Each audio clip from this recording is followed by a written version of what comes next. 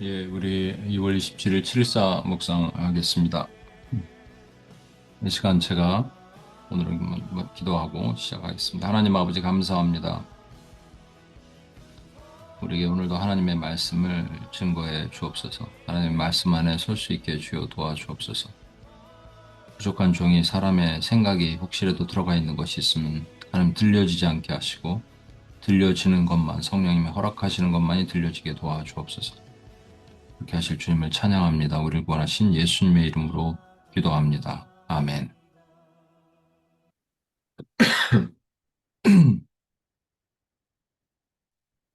예.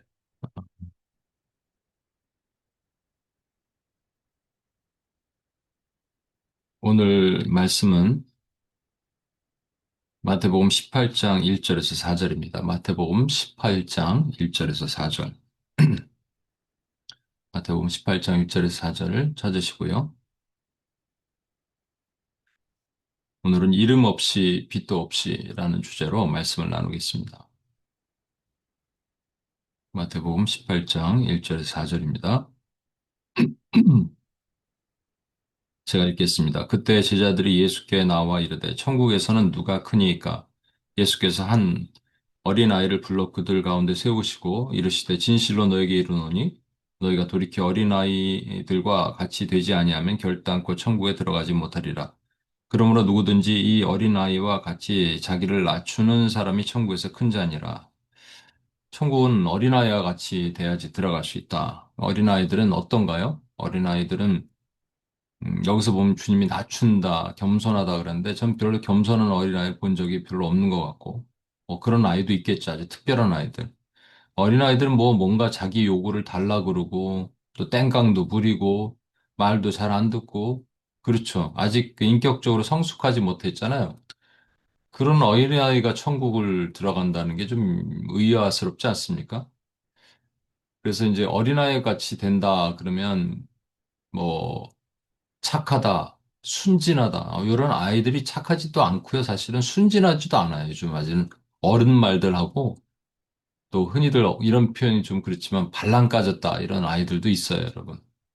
그리고 뭐 요즘 어린아이들, 초등학생들 보면 길거리 자기들끼리 몰려다니면서 뭐 맨날 그 아이돌 춤추고 막 이런 거 길에서 가끔 보거든요. 그러면서 야, 참 요즘 아이들은 어떤 꿈과 희망을 갖고 살까 이런 생각이 듭니다. 근데 예수님께서 왜 어린아이를 세우시고 이 어린아이처럼 되지 아니하면 천국에 들어가지 못한다 그러셨을까? 1절에 제자들의 질문이 있습니다. 그때에 제자들이 예수께 나와 이르되 천국에서는 누가 크니까? 어, 다른 병행 구절을 보면 이제 가버나움에서 집으로 이제 오시는 거예요. 예수님께서 집으로 가시는 길입니다. 길. 길에서 제자들이 웅성웅성거리면서 뭔가 누가 크는지 서로 변론한다, 또 쟁론한다 이렇게 표현하고 있거든요. 싸우고 있었던 거예요. 말싸움하고 있었던 거죠. 그걸 예수님이 다 들으신 거예요. 그리고 마가복음 9장에는 그래서 예수님 질문을 하십니다. 너희가 길에서 서로 토론한 게 뭐냐? 무슨 주제로 토론했냐?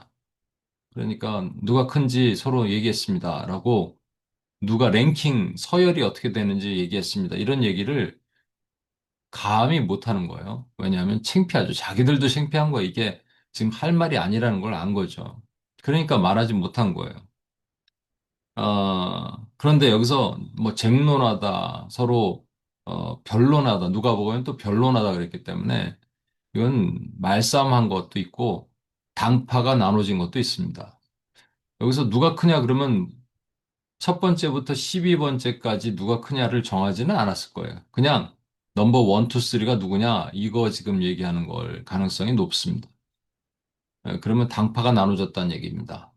딱 보니까 베드로파가 있어요. 당연히 안드레 그의 형제는 베드로파에 들어가겠죠. 누군가 이렇게 들어갔을 수 있어요. 그런가 하면 야고보와 요한파가 있을 수 있습니다. 요한의 형이 야고보거든요. 그러니까 야고보와 요한파가 이렇게 있을 수 있어요.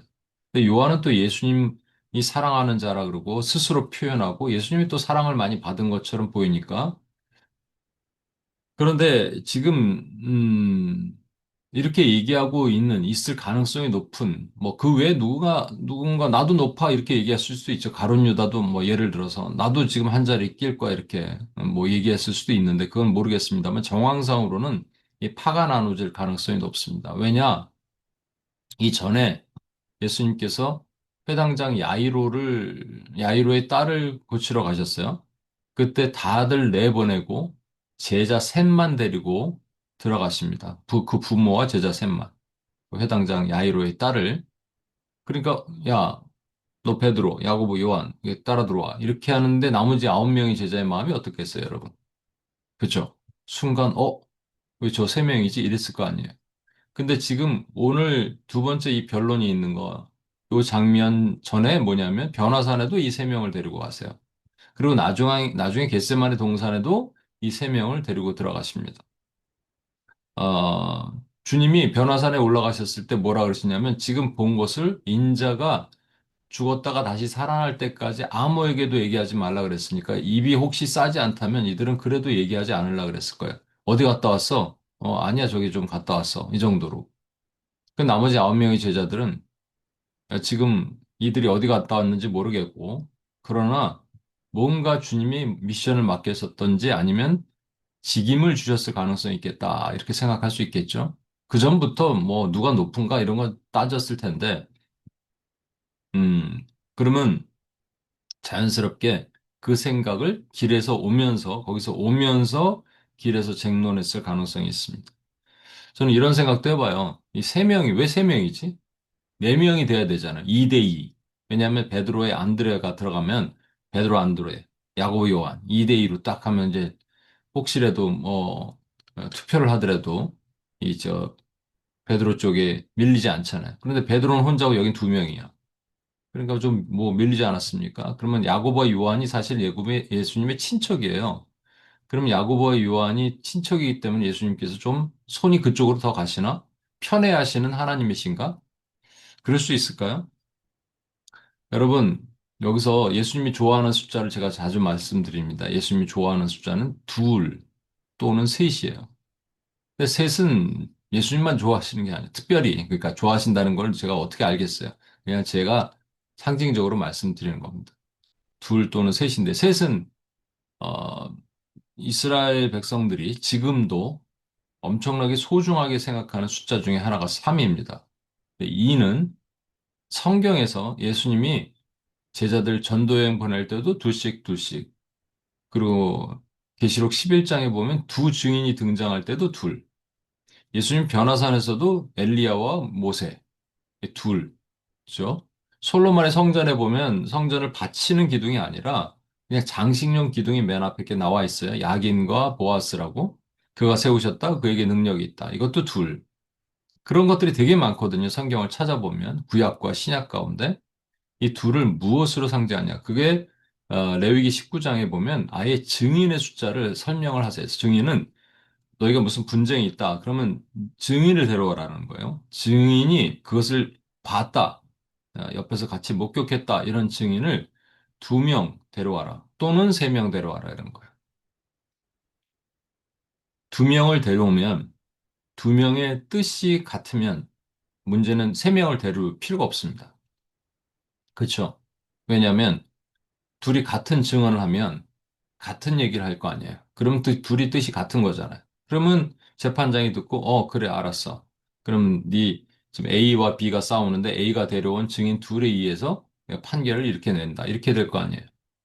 그러니까 최소 단위의 증인의 수가 둘입니다. 그리고 계시록 11장에 등장하는 두 증인, 모세와 엘리야를 상징하는 두 증인은 이게 이제 세대주의적 관점에서 보면 미래에 어떤 장차 진짜로 두 증인이 등장한다 얘기하는데 그게 아니고 이거는 교회를 상징한단 말입니다. 교회는 증인이에요.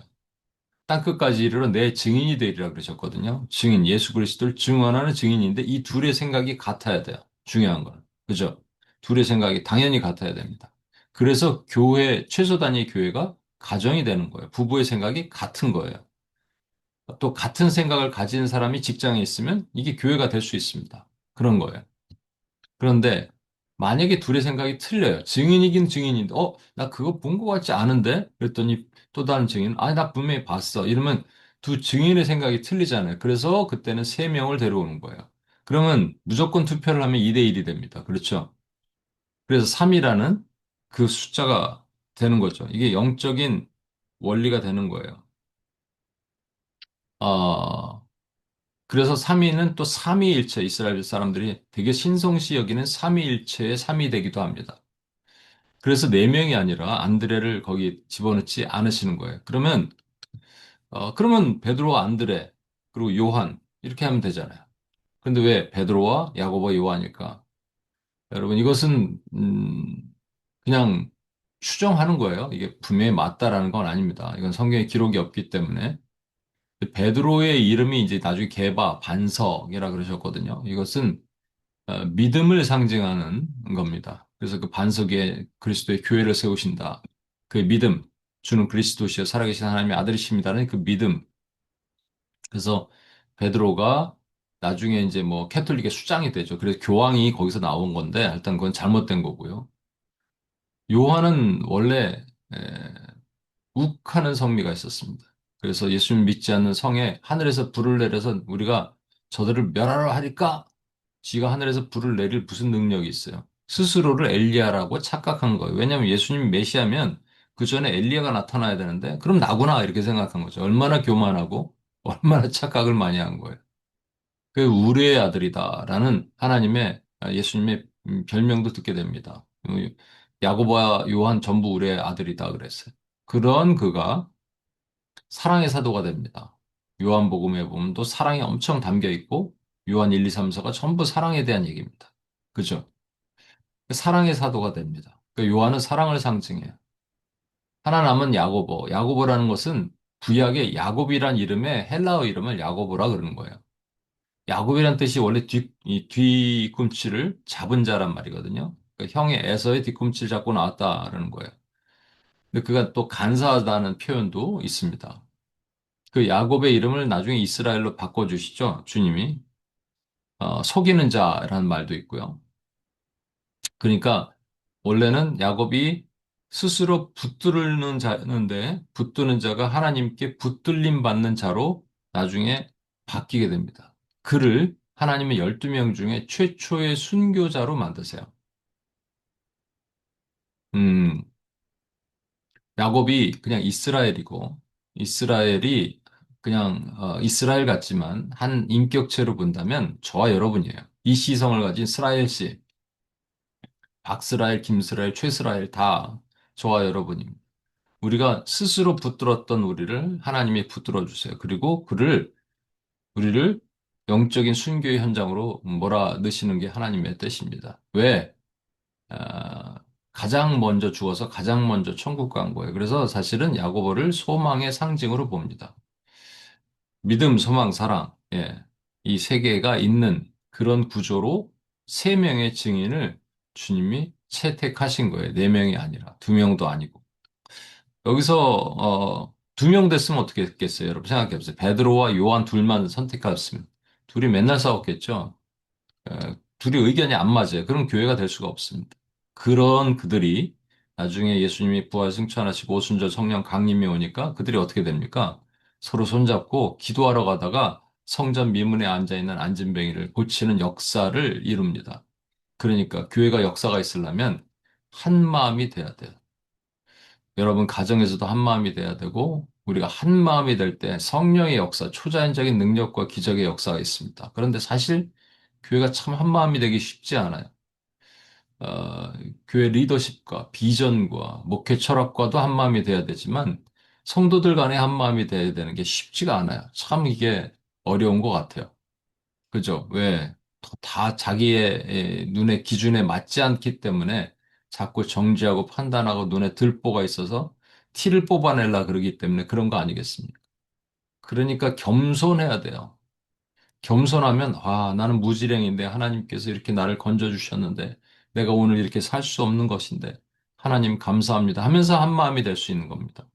한 마음이 될 수 있는 교회들은 겸손한 교회라고 저는 생각이 들어요. 다시 본문으로 가서 그와 관련된 내용입니다만 예수님께서 제자들의 질문에 대해서 누가 큽니까? 그랬더니 2절에 보면 한 어린아이를 불러 그들 가운데 세우셨대요. 그리고 3절에 이르시되 진실로 너에게 이르노니 너희가 돌이켜 어린아이들과 같이 되지 아니하면 결단코 천국에 들어가지 못하리라.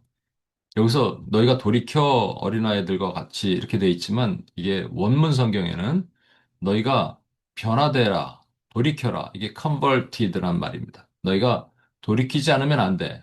그렇죠. 당연하죠. 천국에 가려면 예수 그리스도를 구주로 영접하고 그리고 그 다음에 천국에 들어가는 거예요. 그러니까 이게 돌이키는 거예요. 그 다음에 어린아이와 같이 돼야지 천국 들어간다는 얘기입니다. 지금 제자들의 질문은 뭐였어요? 천국에서 누가 크냐는 거거든요. 누가 넘버 원, 투, 쓰리냐고 이거 물어보는데 니네 천국에 들어갈지 안 들어갈지도 몰라 이런 거예요. 그들이 원한 거는 예루살렘 왕국에 그의 예수님의 나라를 건설하는 겁니다. 그 뭐 무슨 폭동도 일어날 수 있고 한국에 하늘에서 천군 천사가 와서 막 다 정리를 해주겠죠.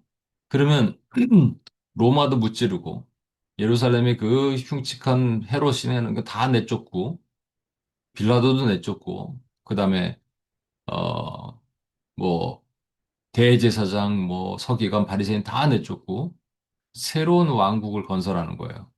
예수님이 왕이 되시고 그럼 뭐가 필요합니까? 국무총리가 필요하잖아요. 그다음에 무슨 장관도 필요할 거 아니에요. 그러니까 넘버 원, 투, 쓰리가 필요할 거 아니에요. 지금 그거 물어보고 있거든요. 그래서 나는 지금 내가 국무총리 될 자격이 있습니까? 없습니까? 이거 물어보고 있는데, 니네는 지금 왕궁으로 들어갈 수 있을지 없을지 그거 걱정하란 얘기예요. 충격적인 얘기죠.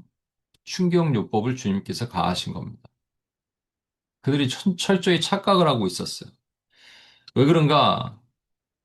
지금 예수님의 대답을 그들의 생각과 완전히 다른 세계관을 갖고 있기 때문에 그들은 물질주의 세계관에 갇혀서 물질로 볼 수 있는 물질로 건설하는 나라, 하나님의 나라를 그런 물질적인 나라로 본 거예요, 여러분. 세속적인 나라로 본 겁니다. 세속주의 세계관. 그러나 주님은 하나님의 나라는 영적인 세계관, 성경적 세계관으로 다른 얘기를 한 겁니다. 이게 우리에게도 적용돼도 마찬가지입니다. 우리가요, 하나님의 나라의 세계관을 갖고 있지 않으면, 성경적 세계관을 갖고 있지 않으면, 물질주의 세계관, 세속적 세계관에 갇혀서 어떻게 되냐면, 우리가 그런 물질로 잘 되는 것이 잘 되는 것이다 생각을 하는 겁니다. 그러면 더 좋은 땡땡땡, 이렇게 사는 거예요. 그래서 더 좋은 것들을 소유한 내가 존재 가치가 높아진다라고 생각하는 겁니다. 소유가 존재를 결정한다. 이렇게 생각하는 거예요. 철저히 잘못된 물질적 세계관입니다. 세속적인 세계관이에요. 성경을 배제한 세계관입니다. 그러면 성경적 세계관은 무엇이냐? 예수님께서 이 세상 원리로 측량할 수 없는 방법을 얘기를 하세요. 4절 보세요. 그러므로 누구든지 이 어린아이와 같이 자기를 낮추는 사람이 천국에서 크니라. 어린아이들이 자기를 낮추진 않죠. 그러나 예를 든 거예요. 어린아이들이 그냥 힘이 없잖아요. 아까 왜 어린아이를 선택하냐? 잘 속습니다. 어린아이들은 맛을 보여주면 뭐 어린아이들 아직 더 어릴 때 5살 뭐 6살 될 때 제가 마술을 보여주면 그 다음 주에도 똑같은 거 보여달래요. 잘 속아요. 자기들끼리 막 야 신기하다 그러고 그래요. 지금은 이제 안 속죠. 왜? 벌써 이제 어린아이가 이제 성장한 거예요. 근데 어린아이는 그거예요.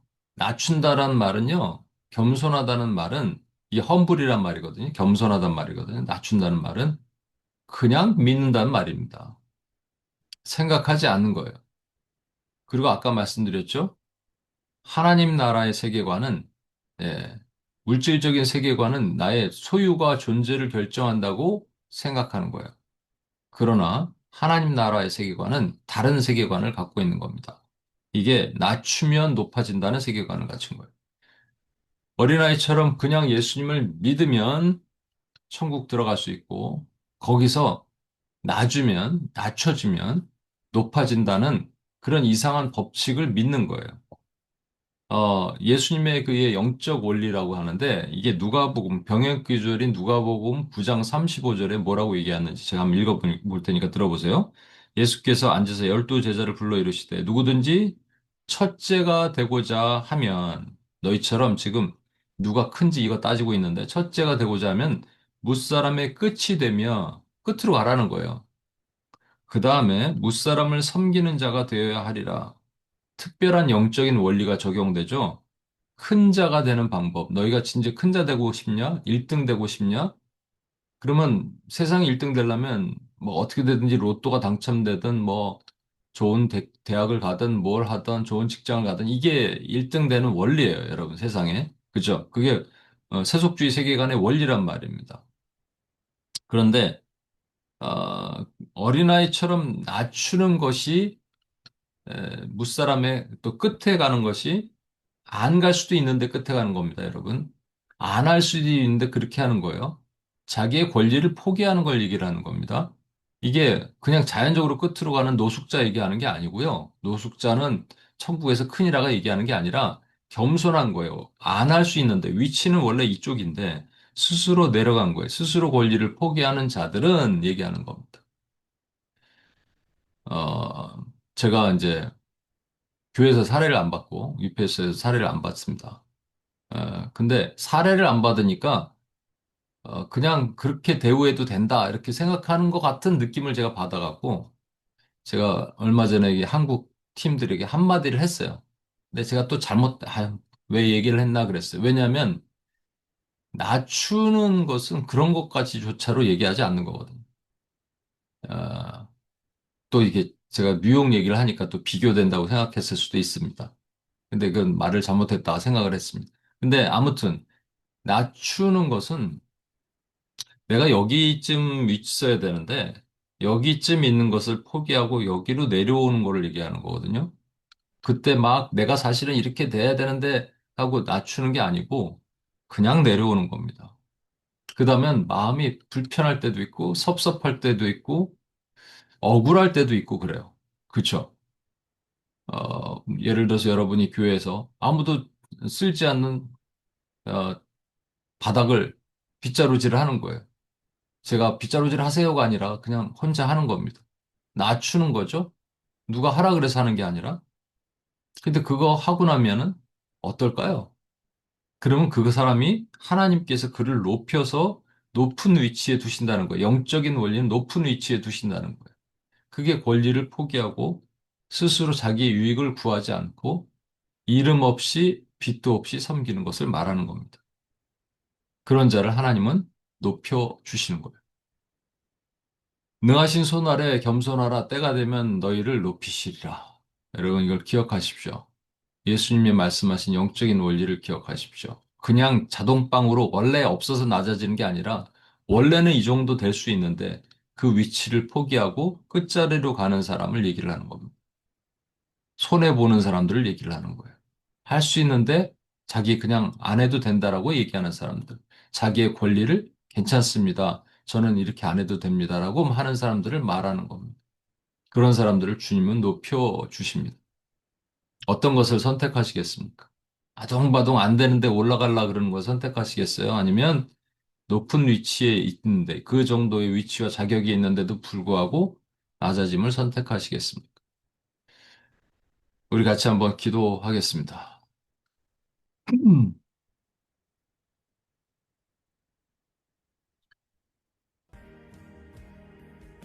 물론 어려운 주제인 것 같아요. 그죠? 저도 솔직히 아까 말씀드렸잖아요. 이게 우리 인간은 그 안에서 계속 갈등이 일어납니다. 그런데 예수님은 그렇게 안 사셨기 때문에 저도 다시 한번 그렇게 안 살기로 작정을 합니다. 여러분도 여러분의 권리와 여러분의 높아짐을 내려놓는 그 은혜를 누리시기를 소망합니다. 쉽지가 않겠지만 그게 하나님 나라에서 높아질 수 있는 어린아이처럼 됐기 때문에 우리는 천국에 들어갑니다. 어린아이는 그냥 속잖아요. 믿잖아요. 그리고 이미 돌이켰잖아요. 천국에서 높아지는 것이 필요합니다. 높아지려면 낮아지는 겁니다. 그 영적인 원리입니다. 혹시라도 우리 마음 안에 불쑥불쑥 특히 이제 공동체색이 나타나거든요. 불쑥불쑥 튀어 올라오는 나의 높아짐. 그 뭐 한량한 자존심 이런 것들 다 내려놓고 주님 앞에 낮아지는 은혜를 경험하는 저와 여러분이 되셨으면 좋겠습니다. 같이 한번 기도하겠습니다.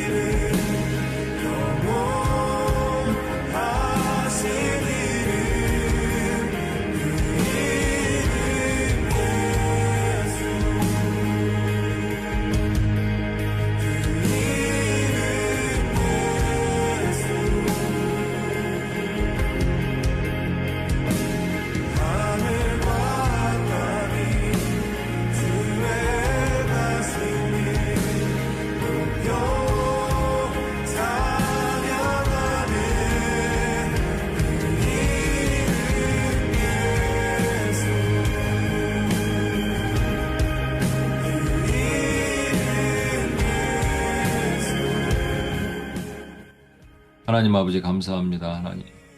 주님은 하늘 영광 부리고 이 땅에 낮아지셨는데 그래서 주님, 우리 아버지 하나님께서 주님을 마침내 높이사 모든 사람 위에 뛰어난 그 이름으로 주셨건만 그것을 담지 못한 우리 연약함을 용서해 주옵소서. 하나님, 이름 없이 빛도 없이 오늘도 다시 살기를 원합니다. 나의 권리를 포기하고 나의 낮아짐을 포기하고 주여 주님 앞에 섬기는 자, 끝자리에 서는 자로 우리가 그 은혜를 없는 하나님의 종들이 되게 도와주옵소서. 알량한 자존심 다 내려놓고 하나님 앞에 엎드려 종으로 섬기는 것이 내 심령의 우리 심령의 기쁨이 되는 것을 경험하게 도와주옵소서. 그렇게 하게 하실 하나님을 찬양합니다. 우리를 구원하신 예수님의 이름으로 기도합니다. 아멘.